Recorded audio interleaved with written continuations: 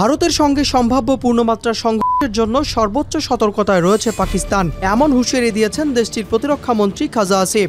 এমনকি পরিস্থিতির অবনতি হলে ভারত পাকিস্তান দুই প্রান্তেই যুদ্ধের জন্য প্রস্তুত পাকিস্তান বলে মন্তব্য করেছেন তিনি। সাম্প্রতিক এক বক্তব্যে সীমান্ত দিয়ে অনুপ্রবেশের সম্ভাবনা রয়েছে এমন আশঙ্কা করে আসিফ বলেন, পাকিস্তান সবসময় সতর্ক থাকতে বাধ্য। তিনি বলেন, পাকিস্তান দুই দিকের চাপ মোকাবেলায় সক্ষম। পাশাপাশি তিনি বলেন, পশ্চিম সীমান্তে আফগানিস্তানের দিকের চাপ সামলাতেও পাকিস্তান সম্পূর্ণ প্রস্তুত।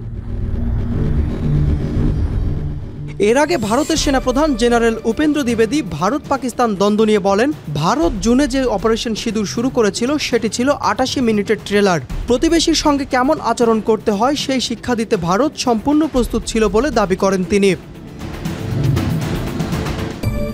এছাড়া ওই বক্তব্যে পাকিস্তান পূর্ব সীমান্তে ভারত এবং পশ্চিমে আফগানিস্তান উভয় দিকেই লড়াইয়ের জন্য প্রস্তুত বলে ঘোষণা দেন খাজা আসিফ। তিনি বলেন, প্রথম দফায় আল্লাহ আমাদের সহায়তা করেছেন, দ্বিতীয় দফাতেও তিনি পাশে থাকবেন।